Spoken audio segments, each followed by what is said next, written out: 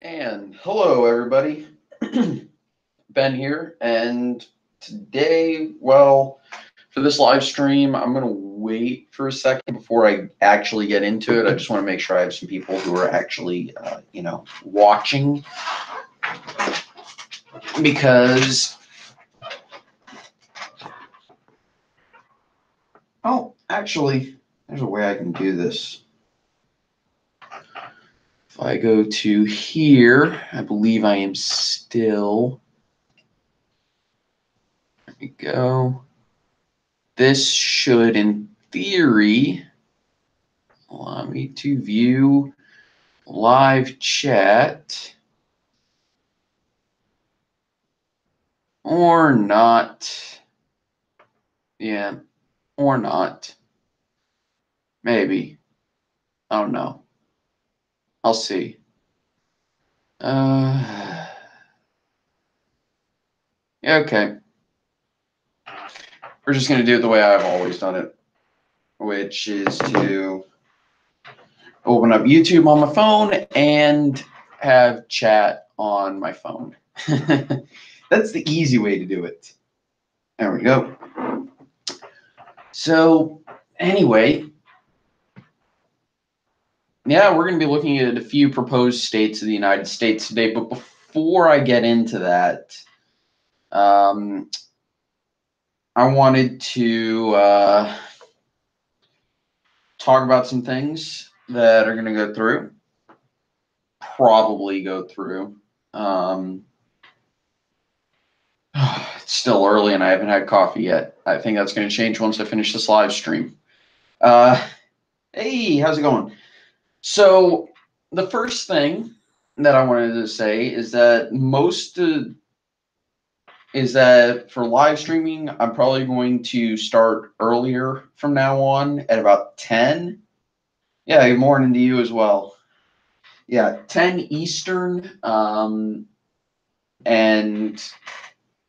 you can figure out when that'll be in the future. And it's going to be on Twitch, so from now on, I'm going to be adding that into the description, my Twitch channel, to the description of every video. And I wanted to know, before we get into this, and anything on Twitch will be gaming related, and there's going to be absolutely no politics allowed in chat, because reasons. I didn't start my Twitch channel as a politics channel, and I've got a few people who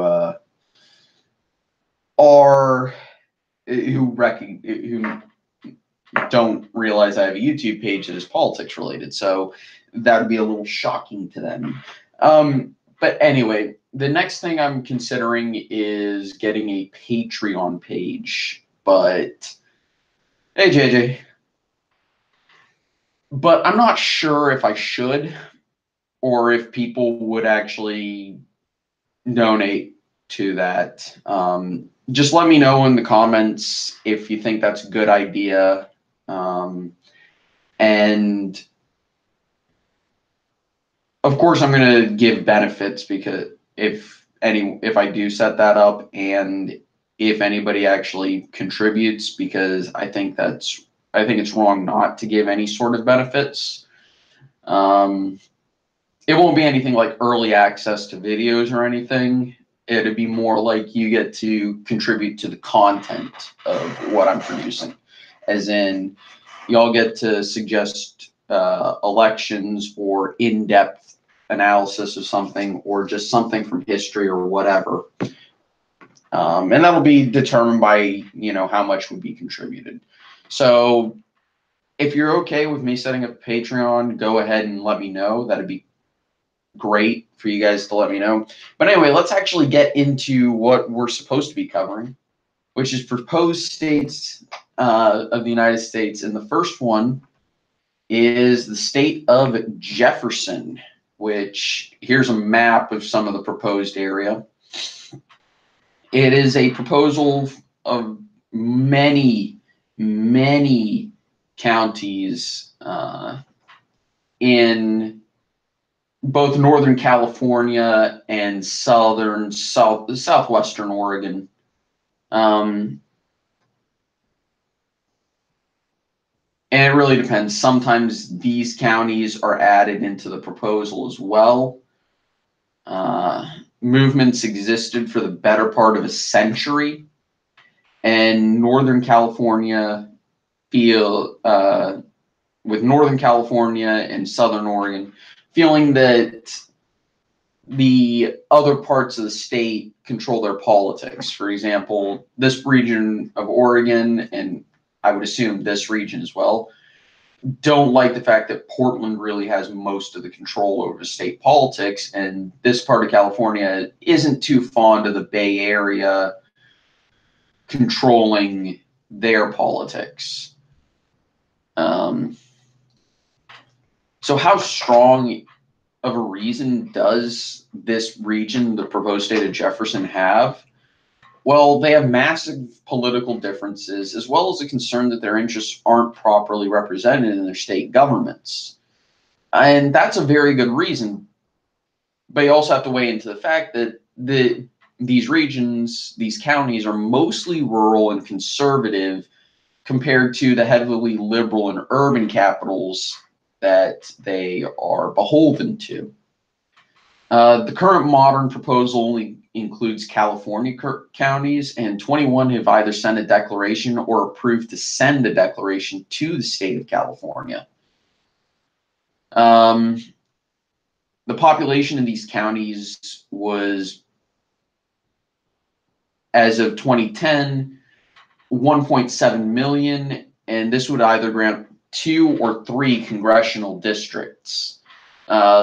Likely 2 in the 2020 census.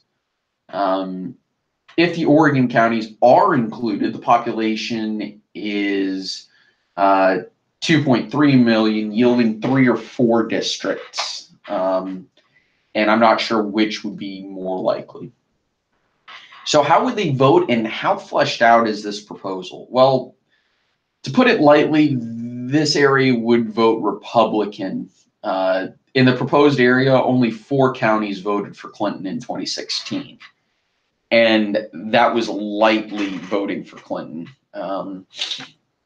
These counties tend to vote Republican for Congress as well, and would do so in state Senate and gubernatorial elections if Republicans make the general. The proposal is actually extremely fleshed out, with a proposed capital, flag, seal, and even media affiliates in the region identifying as from the state of Jefferson. It's actually really fleshed out. So, how strong do the people feel about it? Enough to have referendums on it, and in one county, the Board of Supervisors based their decision on a countywide vote where the public favored separation 56 to 44. Generally supported by the public and county governments in California. In Oregon, there's token support. I wouldn't call it significant in any way, shape, or form. And if the Californian counties are successful, I would suspect the Oregonian counties would probably consider joining up, but that's yet to be seen. So does the proposal hold water? Yeah, it does, actually.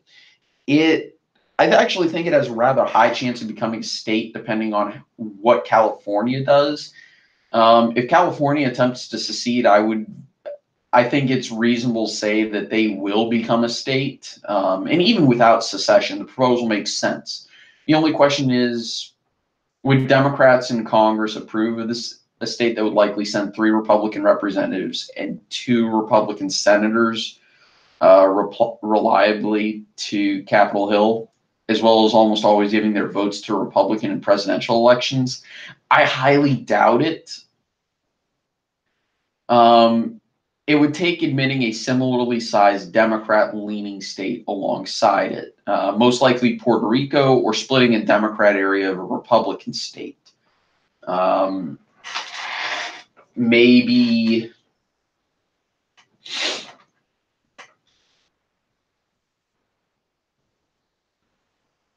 I don't know. Choose a Republican state and maybe splitting Miami off of Florida. Yes, Florida is a swing state. Yes, it's a very swingy state, but it tends to be slightly more Republican than the nation.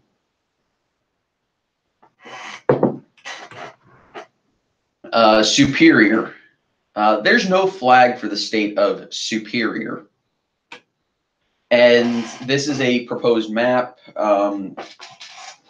It's really an upper peninsula thing. It doesn't include the counties on the lower peninsula that are highlighted in pink. I kind of disagree with including those. I can understand including the Wisconsin counties. It's a currently dead proposal in reality, though it occasionally gets revived. So that's kind of why I'm including it, is it does get revived from time to time. It's to split the Upper Peninsula from Michigan. Occasionally, some Wisconsin counties are included. For my purposes, I'm only going to include the Michigan ones. It would have a population of around 320,000, which would make it the smallest state in the United States. So, yeah. Nah. That's smaller than Wyoming, just for reference. How strong is the reason to leave? Similar to Jefferson, those of the Upper Peninsula don't feel their interests are represented in the rest of the state, but they have less reason to think that. They would be mostly Republican, and the proposal is not fleshed out in the slightest. The state would politically be in a similar area to New Hampshire, but slightly more Republican, with Marquette being the only area mostly controlled by Democrats. There is no current ongoing proposal, and while there is some support of the idea, it is not significant at the current time. Does it hold water? In short, no, it doesn't. It's too small. There's not enough popular sentiment, and the people generally like being Michiganers, or however you say it. And the next one is the most famous one. So, how strong is the reason for Puerto Rico to become a state? Well, they want to gain representation, potentially. Those who do want statehood, they want to gain representation in Congress, as well as to ensure constitutional protections apply completely to the state. They also want to be able to vote for president. And yeah, the island has 3.4 million people, which would be good enough for 5 House districts. How would they vote and how fleshed out is it? They would likely vote Democrat, though their current governor argues it would be a swing state. Interestingly, the population identifies as Puerto Rican, though it's estimated to be 50% white, 30% mixed, 15% African American, and 5% other. Statehood is extremely fleshed out to the point it only needs congressional approval and a state constitution that ratifies the U.S. Constitution in its entirety. I would say they would be politically similar to, they'd probably be in between Colorado and New Mexico. Maybe Virginia would be a good example of how they would vote. Competitive, but probably Democrat in every single race. How strongly do the people feel about it? Well, it appears that Puerto Ricans favor statehood. However, those who don't boycotted the most recent referendum, leading to dismal turnout. However, in 2012, while 500,000 voters did not vote on the issue, 830,000, or 63%, who voted in favor of a new status of the island favored statehood. Therefore, I would say it's safe to assume Puerto Ricans favor statehood. Does the proposal hold water? In general, yes, it does. However, there are significant hurdles. First, there is a language barrier to the rest of the states. However, this should not be a large issue in the long run. And honestly, I don't really consider it an issue, though some people would say that would be a problem for Puerto Rico. Second, Puerto Rico has massive financial issues, and one of the prerequisites to becoming a state is that the state should be able to support itself in some way, shape, or form. And third, is a mostly Democrat state, Republicans would be reluctant to allow the state without a Republican state to balance it, though there might be reason to believe the population to believe that they would be less inclined to vote for the Democrats because the population is very Catholic. They might not like some of the Democrats' views on abortion. I don't think this is absolutely 100%.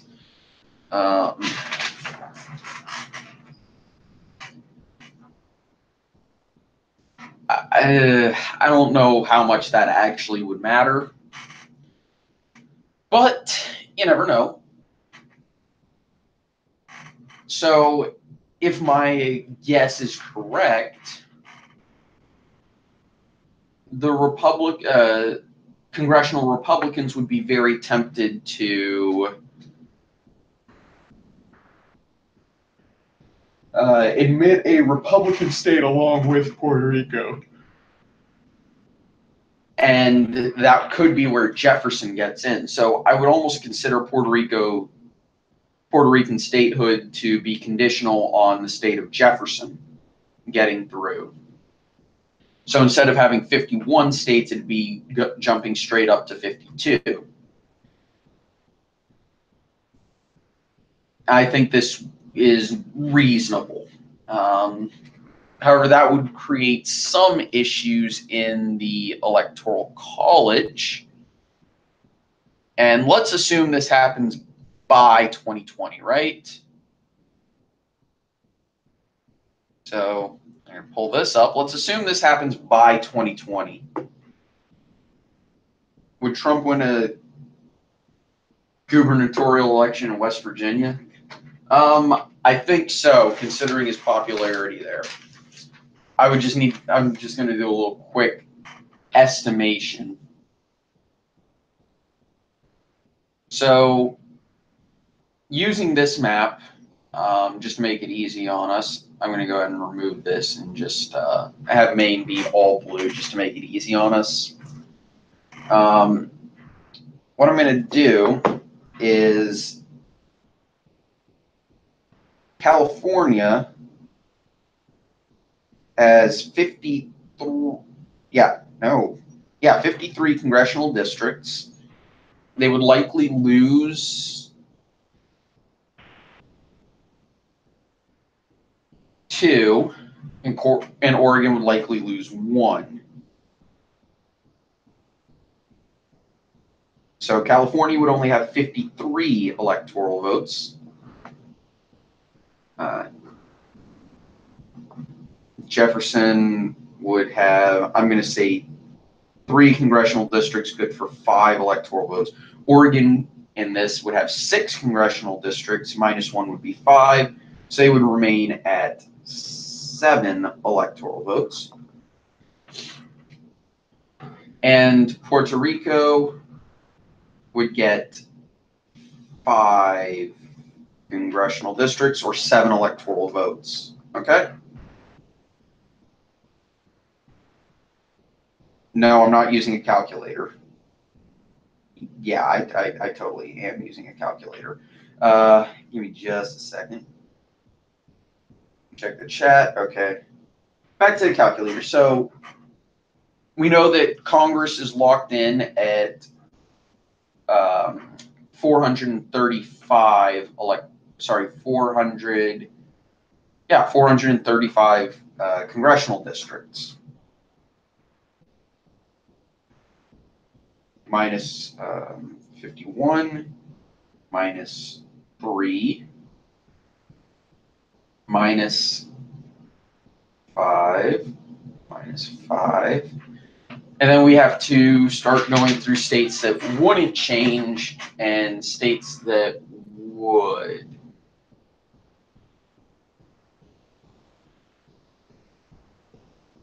And that's why we're going to here.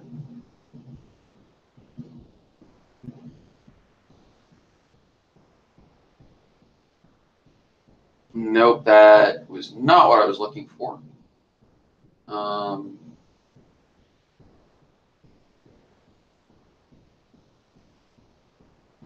Well, we're going to go here now,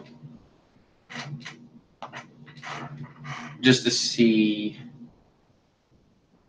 which states gain and lose electors. So we're going to have to redirect some of these votes. Okay. I think we can balance it out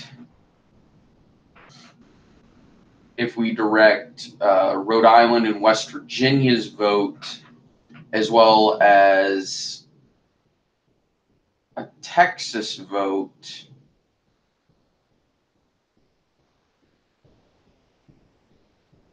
Minus 4, minus 3.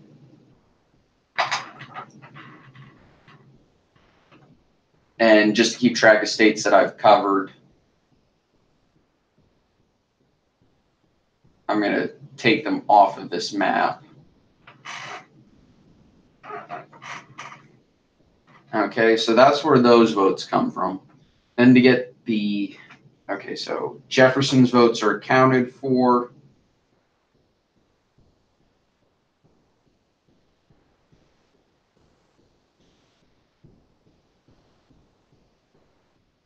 California and Oregon's are also technically, well, I guess that you could shift 2 of those over. Sorry, that's 2, 3. We could shift those over to Puerto Rico. So it's 3. Let's get rid of Michigan's vote is accounted for.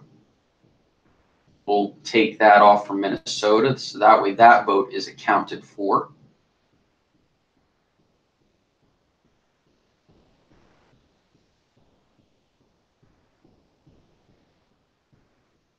And then Illinois vote is accounted for. Puerto Rico is now accounted for, and everybody gets to keep their votes. So we still have 435, right? So I'm going to reset. Now exit out of this. So how would that actually factor in? Well,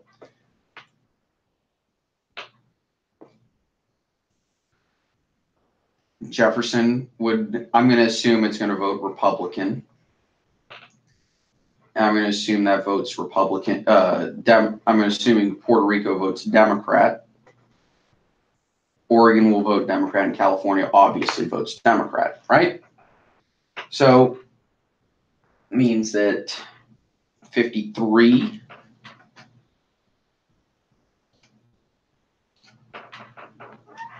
gets added to 167 for 220 plus 7 plus 7 for 234, and then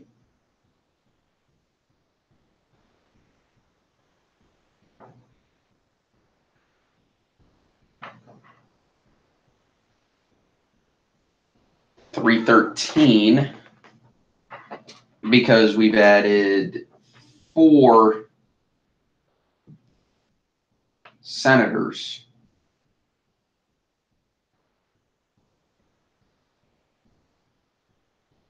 For 4 electoral votes added on.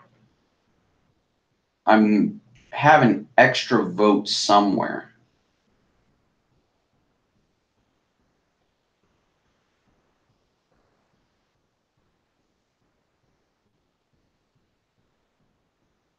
I have an extra vote somewhere.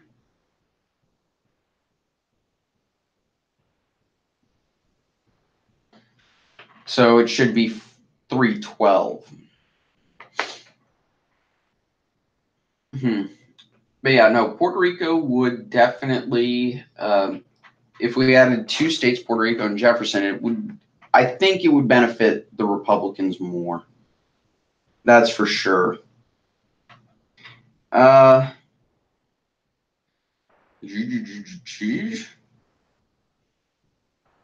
I agree. Sorry, I was working on a calculator, JJ, to make sure I was getting my math right. How many electoral votes would Russia have? That's actually a good question.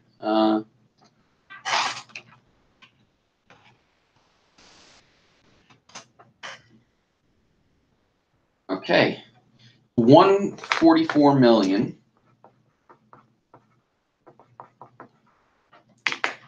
And I just need to pull up a list.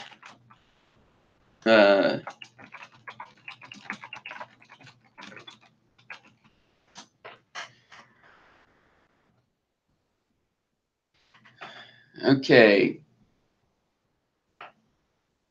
Well, 144 million is a lot more than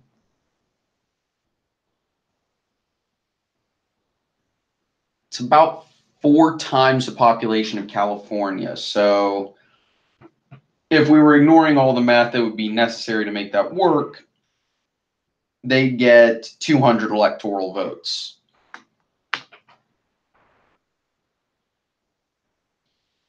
So, yeah.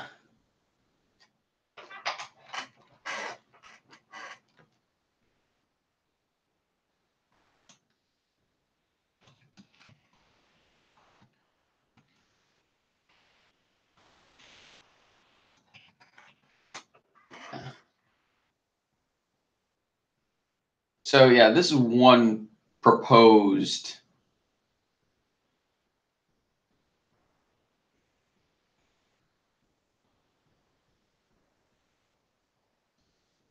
Huh.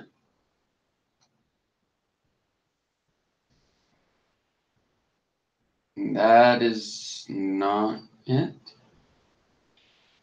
But yeah, no, here is a good example of what I mean by how red a state Jefferson would be. Well, that obviously wasn't going to work.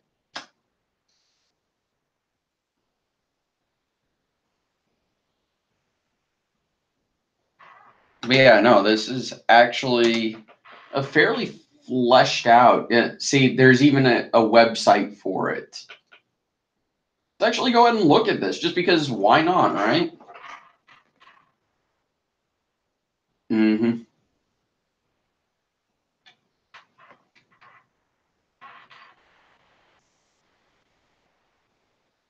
Yep.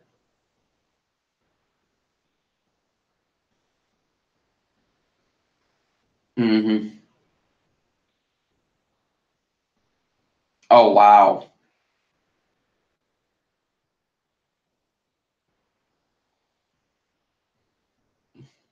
And as you can see, they are a very Republican state.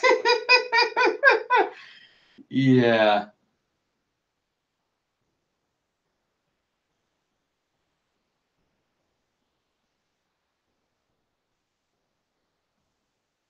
Uh-huh.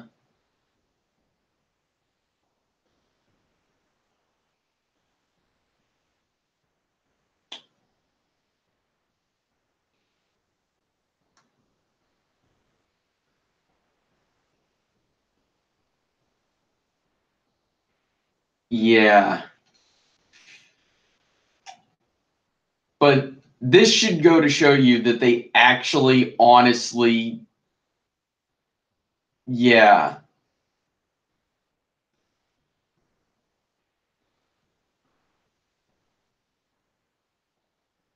Yeah.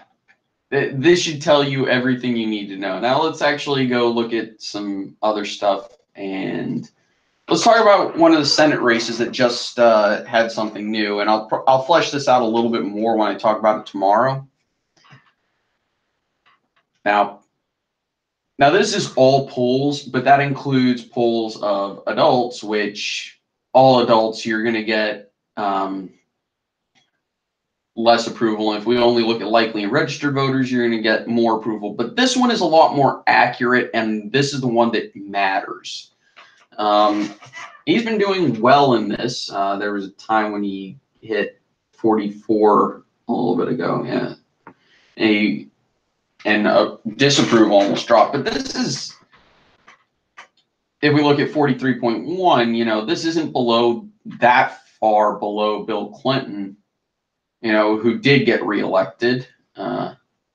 Obviously, it's far below George W. Bush because, well, I wonder if you can guess what happened there that caused his approval rating to skyrocket into the 80s. I am looking at chat. I'll look at some of the Senate races in a bit, okay? He's not that far below Obama's approval rating, especially if you use the more accurate one. HW, of course, he's below HW. He's actually, at this very moment, he's above where Ronald Reagan was. And we all know how heavily Ronald Reagan won re-election. He's above Carter, who lost to Reagan. He's at a similar level to Ford, who didn't win his election campaign. He's below Richard Nixon, but polling was much more sparse, as you can see. Not as frequent. He's far below Lyndon Baines Johnson. He's far below John Kennedy. And he's far below Dwight Eisenhower, but he's significantly more popular than Harry Truman. Really, there's a Rick Scott protest. Huh. Ain't that something? But that should be expected. Democrats will protest anything that isn't their agenda at this point. And I have a very dim view of things. Republicans, I don't think they're that much better, to be quite honest.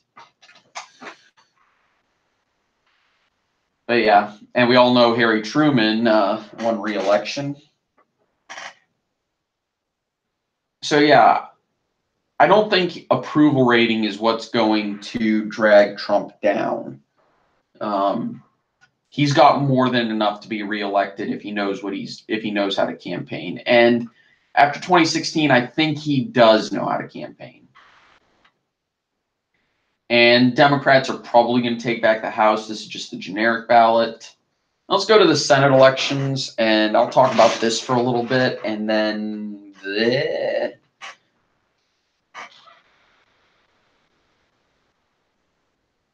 and let's go down to Tennessee. And I guess we can also talk about Texas too.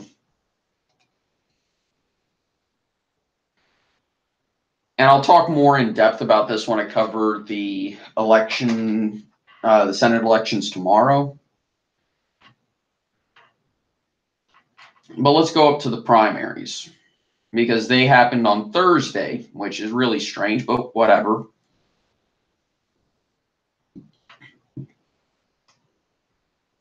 Marsha Blackburn won the primary pretty heavily.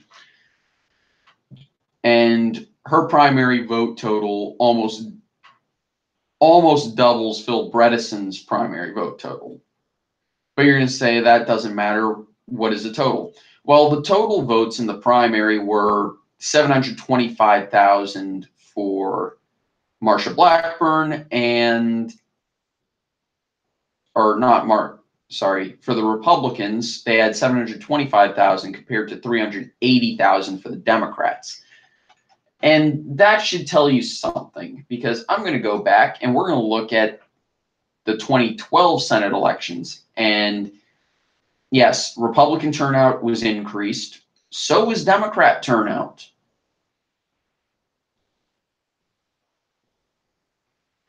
And there was one poll in which Corker won, obviously. Turnout was 2.3 million for the election, and 800,000 people voted to go with the majority. I'm not going to watch someone else's video on a live stream. That's a bit ridiculous. And I think my stream just died for some reason, which is really strange. Or no, it didn't. Okay, never mind. I'm going crazy. And Corker alone won 64%, and then he got another portion tossed. This is weird. I don't know what this majority means. I don't get that in the slightest. That's really weird. But this year there were more Republican primary voters than people who voted for the Democrat in 2012. And if anything, that should tell me that, yes, Brevison has a chance according to polling, but we've still got a ton of undecided voters. And I think most of those are going to break from Marsha Blackburn, and you're going to soon see this go to probably likely Republican. So I think I think it's a little bit unreasonable to assume that, yeah, exactly, Hyrule Dragon. I think it's not unreasonable to assume that Marsha Blackburn's going to win that race. The reason why I'm not going to watch someone else's video on live stream is because I'm trying to put out original content here, I'm not a reaction channel. That's essentially what I'm trying to say, is I'm not a reaction channel. I'm not watching other videos. You know, when I'm live streaming, I'm trying to put out content, not be lazy. It's nothing against you, okay? It's just I'm not trying to be lazy here. The 2018 Senate election in Texas, obviously, I'm not going to look at the primary turnout, though. It's a lot. Democrat turnout was much higher than anticipated compared to 2012. But Cruz still would have handedly beat O'Rourke if it was just primary turnout, and the Republicans still beat the Democrat turnout by about 500,000 votes. And if we look at polls, this is an internal poll, but that's nowhere near close enough. Sorry, that's too close, I think. But it's an internal poll, so that should be expected. Be lazy. Normally, I would agree with you, but no, not today. Quinnipiac shows it as a 6-point race with Cruz almost at 40, and that's a reasonable prediction, or that's a reasonable poll, I think. Texas Lyceum, I do not trust this at all. Number one, due to the high amount of undecideds. Number two, we're going to go here, and we're going to open up this poll. And I like to do this for all polls. I just like to go in and check, blah, blah, blah, blah, blah.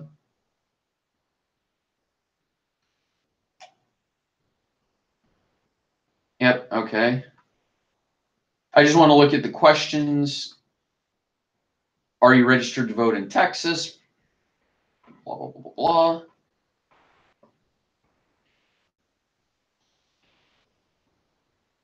blah. Yeah, most people.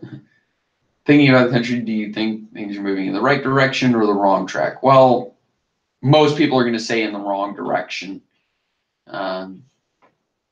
What's the most important issue facing the nation today? 1, immigration. 2, the economy, health. This actually makes sense for Texas. Texas really cares about immigration because they're on the border. the economy, then healthcare, blah, blah, blah. Other, please specify. 21% said other. Surprised they didn't ask about firearms. Huh. What is the most important issue facing the state of Texas? Even more said immigration. How well do you think Trump is handling his job as president? Very good job. 21% said he was doing a very good job.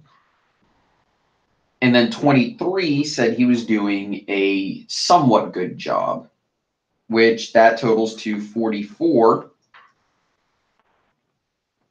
Somewhat poor job was 18. And then a very poor job was 34. And this goes to 52% disapprove. Now that's similar to the nation as a whole, correct? Spamming is fun. Yeah, I understand that feeling. Would you say that you approve or disapprove of the job Greg Abbott is doing? And he's above water here. And most people don't know enough about the lieutenant governor to care. Of course, there's a bunch who don't know for their governor. But looking ahead to 2018, yep, and they only ask people who are registered to vote. If the 2018 Senate election were held today, would you vote for, and it says randomize the order, the Republican Ted Cruz, the Democrat Beto O'Rourke, or the Libertarian Neil Diekerman, or you haven't thought about it? It's interesting that they're asking about the Libertarian. Yeah, I agree. There's no way Abbott's losing election. So Ted Cruz, among registered voters, got 36. 34 said O'Rourke. The Libertarian got 3. Haven't thought enough got 23%. Amongst likely voters, 41 said Cruz, 39 said O'Rourke. Okay. If 2018, yeah, Greg Abbott is dominating this election, so we're going to skip past that because it doesn't matter.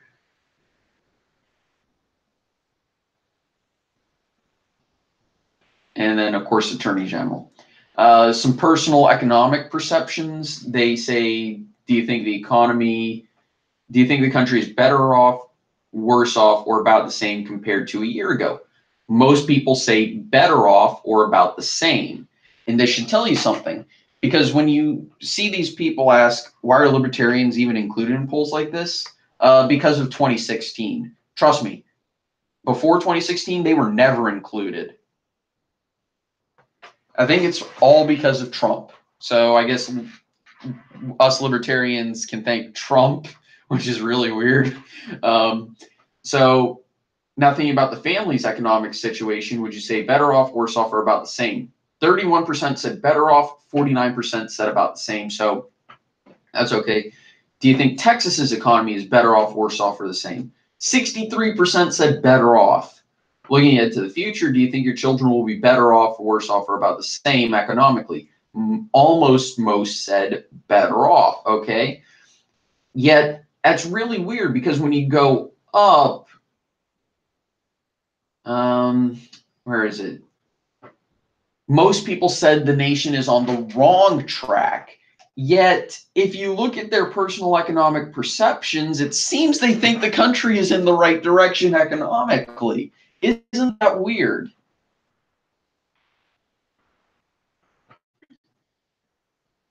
Issues and policy, randomized questions, these questions. How much do you trust the federal government to do what's best for Texans when it comes to health care?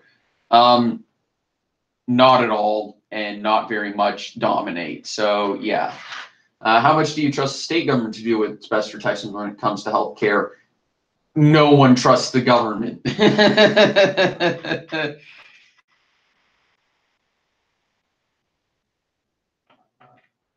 Sorry, JJ.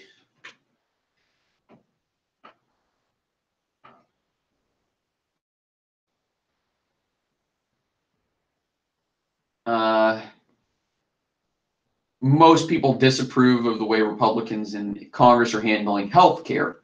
And it's interesting they're asking about health care, because the truth is that most people who actually care about healthcare issues are Democrats. Do you think Democrats in Congress are handling? Nope. They also don't trust Democrats. Do you approve the way Texas legislature is handling healthcare? They're slightly more optimistic about their state government, which is reasonable and actually probably correct. Do you have a favorable or unfavorable impression of Medicare? Most people have a favorable view of Medicare. Do you have a favorable or unfavorable? And most people like Medicaid. Thinking about the healthcare system in the United States, how important is randomized? Very important, somewhat, and it's a list. Affordability, quality, and access is what most people care about, and they kind of agree with most people. What is the most important system? Most people say affordability. I personally disagree. I don't think it is. I want the best quality. And I don't think that's a wrong view. I actually think affordability is the wrong view, and access is wrong. Everybody should be worried about the quality, not whether or not they can afford it. Because who cares if you don't have to pay for your health care if it's complete ass? You know, if you're getting shit coverage, who cares that you can afford it? How important is it we reduce the number of Texans who do not have health insurance? Most people say very important. That's reasonable. I would say somewhat important if I were in Texas, but I'm not. I'm not a Texan. So I'm going to minimize how much I interject. And don't worry, we're going to get to the reason why I'm a little skeptical of this Texas Lyceum poll. And it's interesting that they focused on healthcare when the most important issue they found was immigration.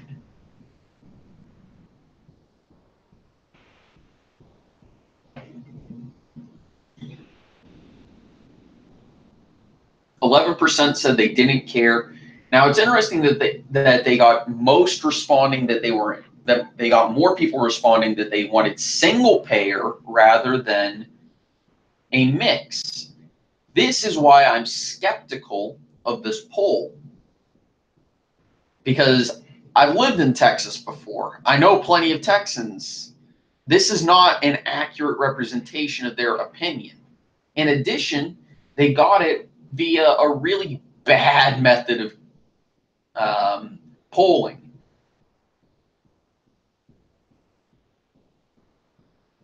Now, of course, I'm of number one, but anyway, we need to move on to how they got it.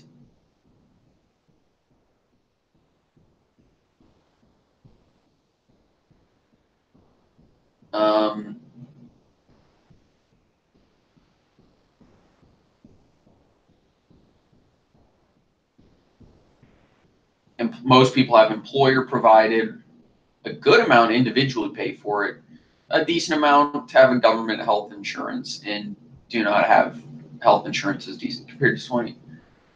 Most say people are less healthy today or about the same. They think that most children are less healthy.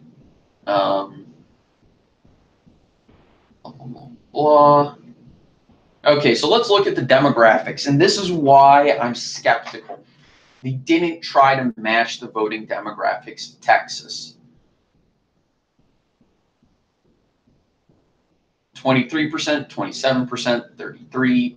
Okay, this is all somewhat reasonable. If I remember correctly, this is about the voting population of Texas.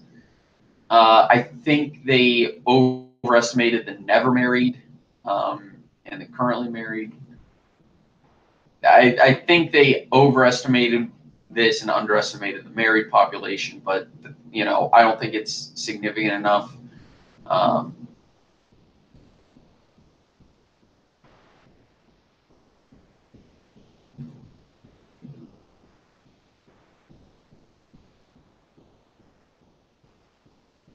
They definitely did not get the Catholic population correct.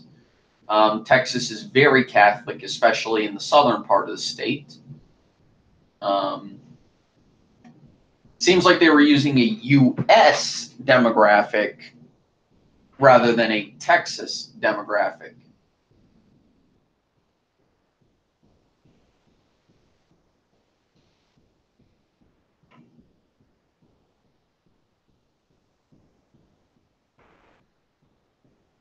They also mirrored the state's population here in terms of racial background. I will give them credit. They did do the race ethnicity correct in this regard. However, they did not match it to the likely voter population, which is significantly more white. While Texas is majority non-white, the voting population in Texas is majority white. They did not get that correct. Generally speaking, most people in Texas are conservative or moderates. And this is where I throw this whole thing into debate. If they're talking about registered Democrat, well, even then, this is not accurate to the voting composition of the group. So as far as I can tell, the poll the only part where they got their poll wrong is in the demographic breakdown. They underestimated the number of Catholics. Let's not talk about that one, Hyrule Gaming, because that would be a scary number. Because, yeah, China's population is about 3 times the U.S. population.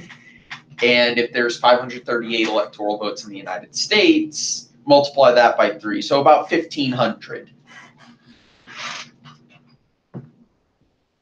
So, yeah, this Texas Lyceum poll, interesting, but not accurate in the slightest.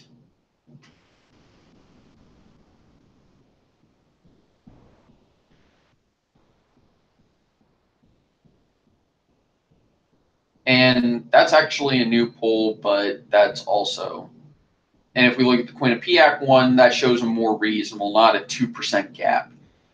But O'Rourke is at least making it competitive.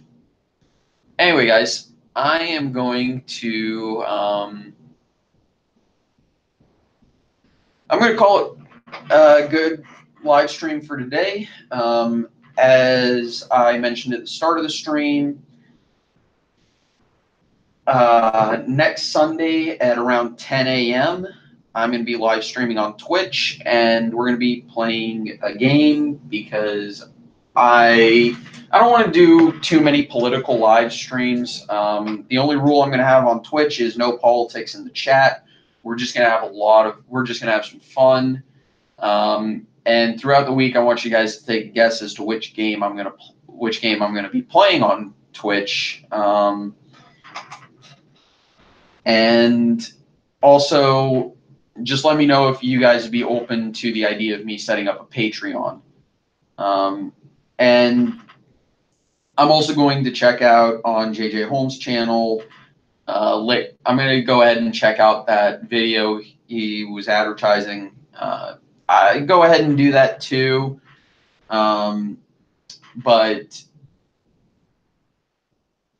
just please don't advertise in my channel.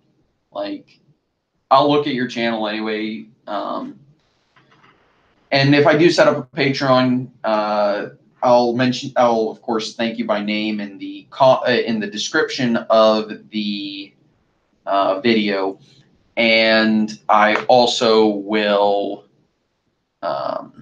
what's it called? And at the start of every video, of course, I'll do a group thanks, just because I'm not going to go through and spend 5 minutes commenting each and every name that is mentioned. So, yeah. Anyway, guys, I'll see you guys tomorrow and next week. on Sunday, 10 a.m. Join me on Twitch, which the link to that will be in the description of every video from now on. And we'll have some fun. We'll talk. We'll laugh, and yeah, I think we'll have fun. Anyway, guys, take it easy. Have a nice Sunday, and I'll see you guys next time. Bye.